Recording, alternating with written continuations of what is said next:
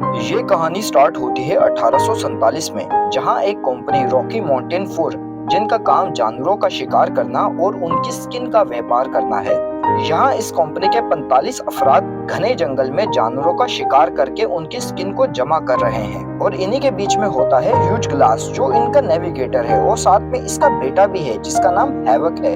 लेकिन तभी इन पे लोकल आदिवासी ट्राइब हमला कर देती है और इनके बहुत से लोगों को मार देती है। अब ये ट्राइब इन पे हमला इस वजह से करती है क्योंकि इस ट्राइब का जो सरदार है उसकी जवान बेटी अगवा हो चुकी है, और इन्हें ऐसा लगता है ये अगवाही इन कंपनी के लोगों ने की है। अब इस 45 लोगों में से 10 किसी तरह अपनी जान बचाकर अपनी बोट में वहाँ से भागने में कामयाब हो जाते हैं। अब इनका जो कैप्टन है वो ग्लास से पूछता है कि अब हम किस रास्ते को चुने। फिर ग्लास उसे बताता है कि ट्राइब अभी भी इन्हें आसानी से ट्रैक कर लेगी क्योंकि हम रिवर से अपनी बोट को गुजार रहे हैं। हमें बोट को यहीं छोड़कर पैदल ही आगे बढ़ना चाहिए, इस तरह हम अपनी जान बचा सकते हैं। लेकिन इन्हीं के ग्रुप का एक आदमी फिट्जगेरल्ड, वो ग्लास से सहमत नहीं होता और कहता है पैदल जाने से हमें घर पहुंचने में हफ्तों लग जाएंगे, और क्या गारंटी है कि पैदल वो आदिवासी लोग हम तक पहुंच नहीं पाएंगे। कैप्टन कहता है ग्लास पूरे इलाके को अच्छी तरह जानता है, अब क्योंकि वो हमारा नेविगेटर है हमें उसी के फैसले से आगे बढ़ना चाहिए। और ये लोग अपनी बोट से उतर जाते हैं और अपनी जमा की हुई सारी खालों को किनारे के पास दफन कर देते हैं, और अगर ये लोग कभी दोबारा यहाँ आए तो इन खालों को हासिल कर सके,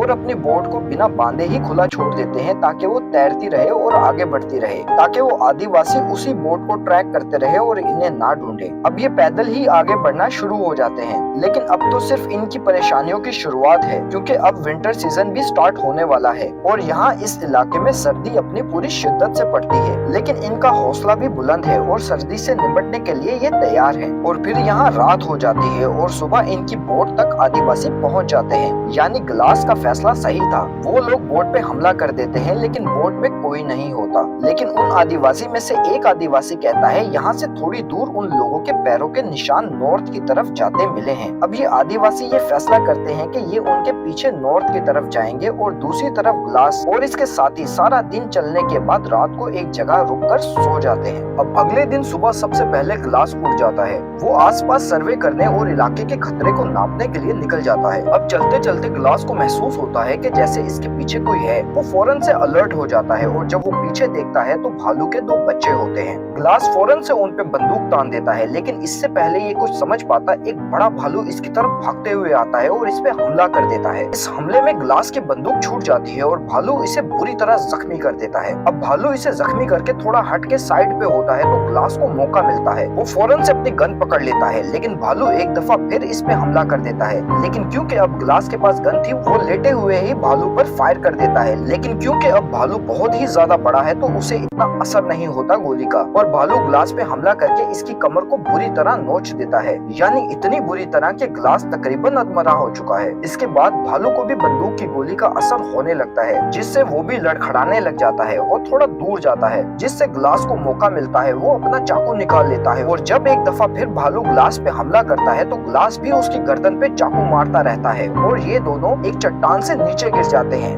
भालू ग्लास के ऊपर गिरता है लेकिन भालू मर जाता है, और ग्लास भी बहुत जख्मी है क्योंकि भालू ने उसकी गर्दन को बुरी तरह नोच दिया है, जिस वजह से ग्लास बुरी तरह तड़प रहा है। अब ग्लास के साथी उसे ढूंढते ढूंढते यहाँ आ पहुँचते हैं और बड़ी मुश्किल से भालू को ग्लास के ऊपर से हटाते हैं, और ग्लास की हालत देखकर दंग रह जाते हैं। भालू ने इसकी कमर और गर्दन को बुरी तरह नोच दिया था, और चट्टान से गिरते वक्त उसकी टांग भी टूट गई है, यानी अब ग्लास चल तो क्या बोल और खड़ा भी नहीं हो सकता। अब ग्लास का एक साथी ग्लास की गर्दन को सीने लग जाता है, और फिर ये लोग इसे यहाँ से लेकर चले जाते हैं। अब यहाँ इस ग्रुप के लोग लगातार कह रहे होते हैं कि इसका तो 1 घंटा भी जिंदा रहना मुश्किल है, लेकिन इन्हें नहीं पता कि मौत भी ग्लास से आके ये पूछेगी कि भाई तू किस मिट्टी का बना है। खैर अब ये लोग ग्लास के लिए एक लकड़ी का स्ट्रेचर तैयार करते हैं और ग्लास को उस पे लटा कर यहाँ से आगे बढ़ जाते हैं। अब क्योंकि आगे चढ़ाई आ जाती है जिस पे चढ़ना ग्लास को कैरी करते हुए बहुत मुश्किल होता है, तभी इनका कैप्टन फैसला करता है कि ग्लास को इधर ही खत्म कर देते हैं, क्योंकि वैसे भी इसका बचना तकरीबन नामुमकिन नामुमकिन है। तो वो एक आदमी को कहता है कि इसके मुंह में कपड़ा डाल दो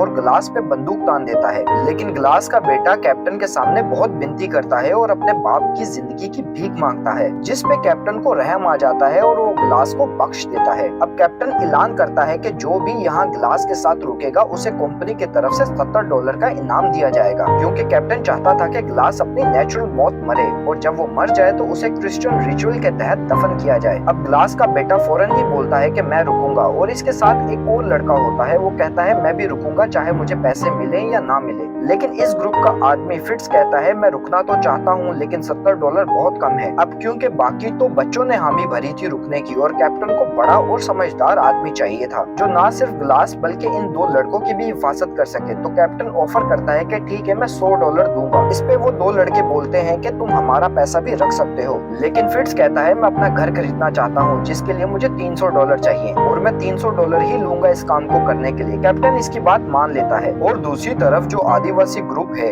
जिन्होंने इनकी खालें ले ली थी जब उन्होंने इन पे फर्स्ट अटैक किया था, अब उन्हीं खालों को बेच के वो लोग गन्स और घोड़े ले लेते हैं ताकि इनको जल्दी से पकड़कर खत्म कर सके। और अब ये तीनों ग्लास के साथ यहाँ रुक जाते हैं। फिट्स ने सोचा था ग्लास ज्यादा से ज्यादा 1 दिन जिंदा रहेगा, लेकिन 1 दिन गुजरता है, फिर 2 दिन गुजरते हैं, लेकिन ग्लास अब भी जिंदा होता है। फिट्स अब फ्रस्ट्रेट हो जाता है। वो ग्लास के पास जाता है और कहता है कि तुम मर क्यों नहीं रहे हो, तुम्हारी वजह से तुम्हारा बेटा और हम सब मारे जाएंगे अगर हम यूं ही रुके रहे और आदिवासी लोग यहाँ आ गए तो। फिट्स कहता है अब मैं तुम्हारा सांस रोक कर तुम्हें खत्म कर देना चाहता हूँ, तुम अपनी आंखें चिपका कर मुझे ऐसा करने की इजाजत दो। लेकिन ग्लास अपनी आंखें नहीं झपकता, जिस पे फिट्स कहता है तो ठीक है मैं तुम्हें वैसे ही मार देता हूँ, और इसके मुंह में कपड़ा डालकर और इसका नाक बंद करके इसे खत्म कर रहा होता है। लेकिन पीछे से ग्लास का बेटा आ जाता है और फिट्स पे बंदूक के बट से वार करता है। फिट्स इस वार की वजह से दूर जाके गिरता है और इसका बेटा फिट्स पे चिल्ला रहा होता है कि तुम ऐसा कैसे कर सकते हो। फिट्स ग्लास के बेटे को बहुत समझाने की कोशिश करता है कि ग्लास की वजह से हम सब मारे जाएंगे, लेकिन ग्लास का बेटा उसकी एक नहीं सुनता और उस पे बंदूक तान देता है। लेकिन फिट्स इसके बेटे से बंदूक छीनकर इस पे चाकू से वार करता है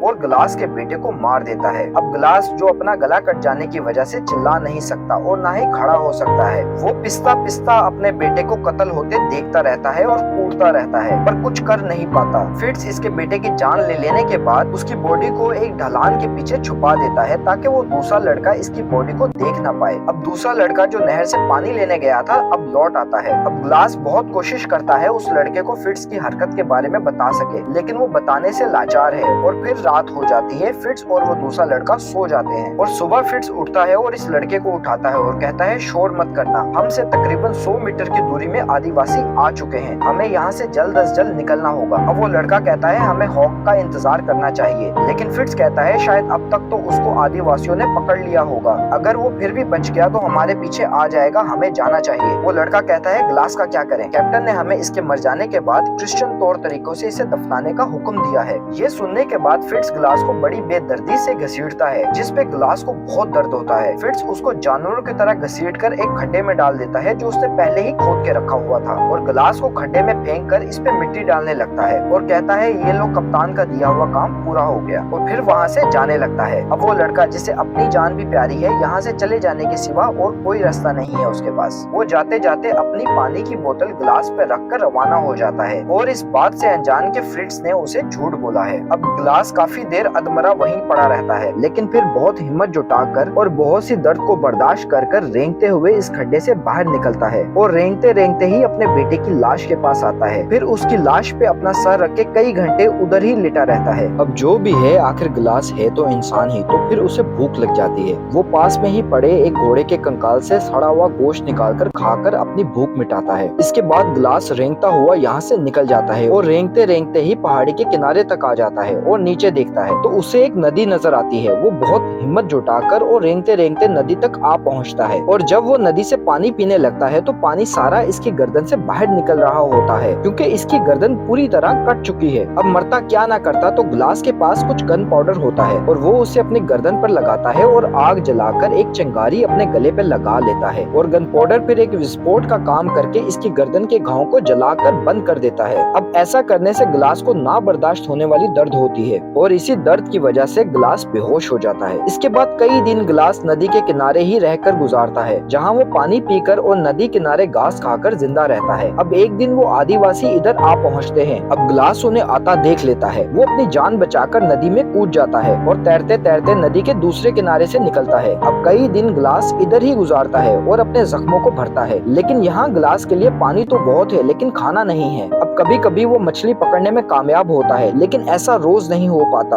अब ग्लास को ऐसे ही सरवाइव करते बहुत दिन गुजर जाते हैं और अब वो इतना रिकवर हो चुका है कि एक लकड़ी के सहारे चल सके। फिर एक रात को ग्लास की आंख खुलती है तो वो देखता है कि थोड़ी दूर ही किसी ने आग लगाई हुई है। ग्लास फौरन ही उधर आ पहुंचता है और देखता है कि एक आदिवासी आदमी ने वहाँ बहुत बड़ा शिकार किया है और उसे खा रहा है। लेकिन जैसे ही उस आदमी की नजर ग्लास पे पड़ती है, वो ग्लास पे अपना तीर कमान तान देता है और मारने लगता है, लेकिन ग्लास उसके सामने विनती करता है और खाना मांगता है। अब क्योंकि ग्लास बोल नहीं पाता तो उससे इशारों में खाना मांग रहा होता है। वो आदमी को इशारों से बताता है कि मैं बहुत जख्मी हूँ और मेरी ये हालत जंगली भालू ने की है और मेरे अपने ही लोगों ने मुझे यहाँ मरने के लिए छोड़ दिया है और मेरे बेटे की भी जान ले ली है। अब उस आदमी को ग्लास पे तरस आ जाता है और वो उसे खाने के लिए एक मांस का टुकड़ा उसकी तरफ फेंक देता है और दूसरी तरफ फिट्स और वो लड़का आगे बढ़ते बढ़ते अपनी मंजिल की तरफ जा रहे होते हैं। लेकिन उस लड़के को फिट्स पे शक हो जाता है कि फिट्स ने इसके साथ झूठ बोला था कि आदिवासी आ रहे हैं। अगर आ रहे होते तो अब तक हम तक क्यों नहीं पहुँचे और ना ही हमें नजर आए। वो ये सोचते सोचते फिट्स पर बरस पड़ता है, लेकिन फिट्स उस पे बंदूक रख देता है और अपनी बातों में फुसला कर उसे आगे ले जाता है। और आगे बढ़ते बढ़ते वो एक गाँव तक पहुँच जाते हैं जहाँ किसी ने पहले ही हमला करके इस गाँव के सभी लोगों को मार दिया होता है। लेकिन इन्हें यहाँ दो घोड़े मिल जाते हैं जिन पर सवार होकर ये दोनों जल्द अपनी मंजिल तक पहुँच जाते हैं और इन्हें अपनी कंपनी की बेस नजर आ जाती है। यहाँ फिट्स रुकता है और इस लड़के को कहता है कि कैप्टन को कभी भी सच नहीं बताना, वरना हम दोनों को कत्ल की सजा मिल जाएगी और हमें सूली पे लटका दिया जाएगा। अब ये दोनों कैप्टन के पास जाते हैं और फिट्स अपनी झूठी कहानी कैप्टन को सुनाता है, जिसके बाद कैप्टन अपने वादे के मुताबिक इन दोनों को $300 दे देता है। लेकिन वो लड़का अपने पैसे लिए बगैर ही वहाँ से चला जाता है। उसके चले जाने के बाद फिट्स उसके भी पैसे ले लेता है और कैप्टन से कहता है इस लड़के का दिमाग सफर की वजह से खराब हो गया है, लेकिन कुछ ही दिनों में ये ठीक हो जाएगा। ये कह के फिट्स भी यहाँ से चला जाता है। लेकिन उस लड़के को अंदर ही अंदर बहुत पछतावा हो रहा होता है कि उसने जाने अनजाने में बहुत गलत काम किया है। और दूसरी तरफ ग्लास और वो आदिवासी ठंड और बर्फीली ट्रेन में से गुजर रहे होते हैं। अब इस बर्फीली सर्दी को ग्लास बर्दाश्त नहीं कर पाता और घोड़े से गिर जाता है, जिसके बाद वो आदमी ग्लास के घाव का जायजा लेता है और इसके लिए एक झोपड़ी बनाता है और इसके घाव पे घास रगड़ कर लगा देता है और इसके सामने आग लगा देता है ताकि इसकी बॉडी इस हड्डियां जमा देने वाली सर्दी को बर्दाश्त कर सके। अब ग्लास इसी तरह रात गुजार कर जब सुबह उठता है तो वो आदमी इसे कहीं नहीं नजर आता। तो वो इस आदमी को ढूंढने के लिए थोड़ा आगे जाता है तो वो देखता है कि इस आदमी को किसी ने मार दिया है और इसकी लाश को पेड़ पे लटका दिया है। अब ग्लास थोड़ा और आगे जाता है तो इसे बहुत से घोड़े नजर आते हैं। वो दबे कदमों से उनके पास पहुंचता है तो देखता है कि ये एक फ्रांसी ग्रुप है और इन्होंने ही उस आदमी की हत्या की थी। अब इधर एक फ्रांसी एक आदिवासी औरत के साथ ज्यादती कर रहा होता है। अब ग्लास से ये मंजर देखा नहीं जाता, वो उस आदमी पे हमला कर देता है और उस औरत को इस हैवान से बचा लेता है और इन्हीं का एक घोड़ा लेकर और इन पे गोलियां बरसाते बरसाते और बचते यहाँ से फरार हो जाता है। अब काफी देर घोड़ा भगाते भगाते वो बहुत दूर निकल आता है और फिर एक पेड़ के नीचे आराम करने लग जाता है। लेकिन तभी इस पे उन आदिवासियों की नजर पड़ जाती है। वो इस पे हमला कर देते हैं। ये भी अपने घोड़े पर बैठ जाता है और उन पे गोलियां चलाने लग जाता है। लेकिन अब क्योंकि उनके पास भी घोड़े हैं तो वो इसका पीछा नहीं छोड़ते। अब आगे एक खाई आ जाती है, लेकिन ग्लास अब रुक नहीं सकता क्योंकि अगर वो रुका तो ये लोग उसे मार देंगे। तो ग्लास घोड़े समेत ही खाई में कूद जाता है। अब ग्लास का घोड़ा तो गिरते ही मर जाता है, लेकिन ग्लास फिर भी बच जाता है। लेकिन आखिर वो कब तक जिंदा रहेगा क्योंकि यहाँ बहुत ठंड है। क्योंकि अब तक जो भालू की खाल से वो अपने आप को इस ठंड से बचाए हुए था, वो ये वही पेड़ के पास छोड़ आया है। अब ग्लास अपने आप को इस ठंड से बचाने के लिए घोड़े को बीच में से काटता है और इसके सारे ऑर्गन्स बाहर निकाल कर इसके अंदर लेट जाता है ताकि वो इस सर्दी से अपने आप को बचा सके। अब दूसरी तरफ इस कंपनी के कैंप में एक फ्रांसी भटकता हुआ यहाँ आ जाता है और इनसे मदद मांगता है और कहता है मुझे अंदर आने दो,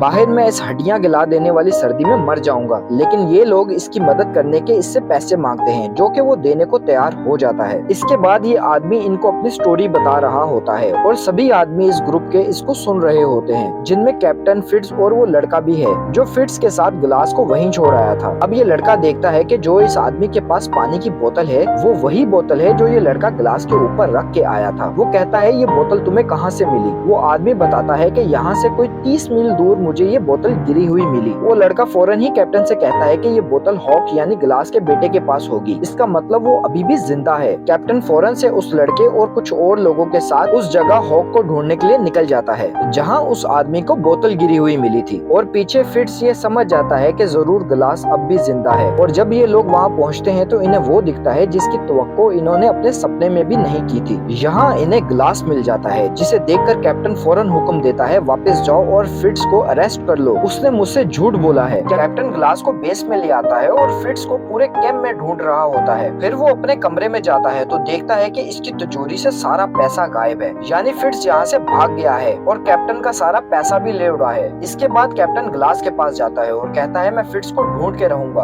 और उसे फांसी पे लटकाऊंगा। फिर गिलास उसे बताता है कि उस लड़के की इसमें कोई गलती नहीं है, फिट्स ने उसके साथ भी झूठ बोला था। इसके बाद कैप्टन कहता है मैं फिट्स को ढूंढने जा रहा हूँ। गिलास कहता है मैं भी तुम्हारे साथ जाऊंगा और ये दोनों फिट्स को ढूंढने के लिए निकल जाते हैं। दरअसल ये दोनों एक घोड़े के पाँव के निशानों को फॉलो करते आगे बढ़ रहे होते हैं और थोड़ी दूर जाने के बाद घोड़े के पाँव के निशान खत्म हो जाते हैं। कैप्टन कहता है ये इलाका बहुत बड़ा है, हमें अलग अलग उसको ढूंढना चाहिए और ये अलग हो जाते हैं। अब कैप्टन अलग फिट्स को ढूंढ रहा होता है और फिट्स एक चट्टान के पीछे से निकलकर कैप्टन पे बंदूक तान देता है। कैप्टन उसे कहता है तुम्हें मेरे साथ वापस चलना होगा, तुम पे हॉक को मारने और पैसे चोरी करने का इल्जाम है। लेकिन फिट्स कहता है मैंने जो किया सिर्फ अपनी जान बचाने के लिए किया और ये कहकर फिट्स कैप्टन पे गोली चला देता है। अब गोली की आवाज सुन के गिलास के कान खड़े हो जाते हैं और भागता हुआ इस जगह आ पहुंचता है और देखता है कि यहाँ कैप्टन की लाश पड़ी हुई है। गिलास को बहुत दुख होता है कैप्टन की लाश देखकर और फिर गिलास एक चाल चलता है। वो एक पेड़ से लकड़ी काटकर कैप्टन की कमर पर बांध देता है ताकि उसकी कमर सीधी रहे और फिर वो उसका कोट पहन लेता है और अपनी भालू की खाल उसे पहना देता है और उसको घोड़े पे सीधा बिठाकर और खुद पीछे वाले घोड़े पे जिंदा लाश की तरह लेट जाता है और आगे बढ़ने लगता है। अब ऐसा ये इसलिए करता है ताकि फिट्स को चकमा दे सके और फिट्स समझे कि गिलास आगे वाले घोड़े पे है और पीछे वाले घोड़े पर कैप्टन की लाश लदी हुई है और होता भी ऐसा ही है। और जब फिट्स दूर से देखता है तो आगे वाले घोड़े पर बैठी कैप्टन की लाश पे गोली चला देता है जिससे लाश गिर जाती है। इसके बाद वो दबे कदमों से इनकी तरफ आता है और कैप्टन की लाश को पलट के देखता है तो हैरान हो जाता है क्योंकि उसे ऐसा लगा था कि उसने गिलास को मारा है। इतने में गिलास जो पिछले घोड़े पे लेटा था वो फिट्स पे गोली चला देता है जो कि फिट्स के कंधे पे लगती है, लेकिन फिट्स फिर भी यहाँ से भागने में कामयाब हो जाता है। अब गिलास भी उसका पीछा करने लग जाता है और ये दोनों भागते भागते एक नदी के किनारे आ पहुँचते हैं और अब इन दोनों में बहुत खतरनाक लड़ाई होती है। ये दोनों एक दूसरे को शदीद जख्मी कर देते हैं और फिर यहाँ नदी की दूसरी तरफ आदिवासी लोग भी आ जाते हैं जो इन दोनों की लड़ाई को देख रहे होते हैं। अब गिलास फिट्स को खत्म करने ही वाला होता है लेकिन उसे उस आदमी की बात याद आ जाती है जिसने इसको खाना दिया था और इसको ठीक किया था और उसने गिलास को कहा था कि बदला लेना तो सिर्फ ऊपर वाले के हाथ में है। इसके बाद गिलास फिट्स की जान नहीं लेता और उसे नदी में फेंक देता है और फिट्स बहता हुआ नदी की दूसरी तरफ आ जाता है